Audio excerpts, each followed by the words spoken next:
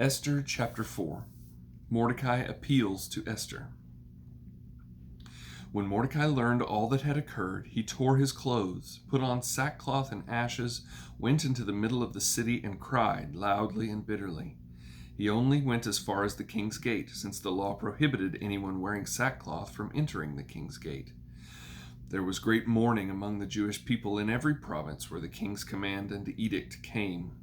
They fasted, wept, and lamented, and many lay on sackcloth and ashes.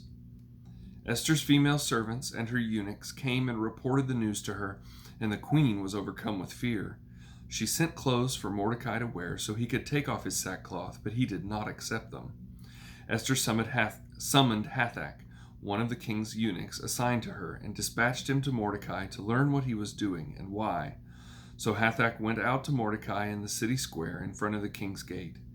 Mordecai told him everything that had happened, as well as the exact amount of money Haman had promised to pay the royal treasury for the slaughter of the Jews.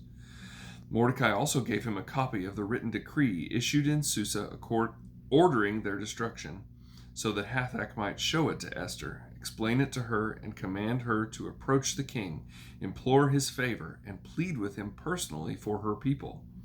Hathach came and repeated Mordecai's response to Esther.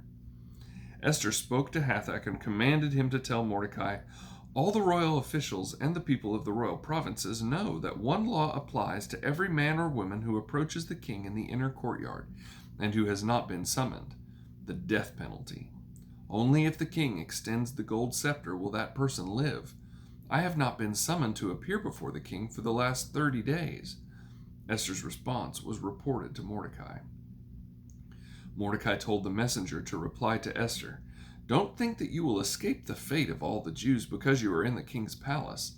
If you keep silent at this time, liberation and deliverance will come to the Jewish people from another place, but you and your father's house will be destroyed.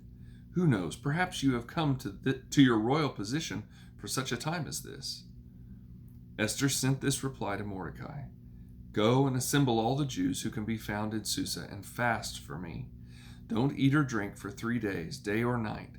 I and my female servants will also fast in the same way. After that, I will go to the king, even if it is against the law. If I perish, I perish." So Mordecai went and did everything Esther had ordered him.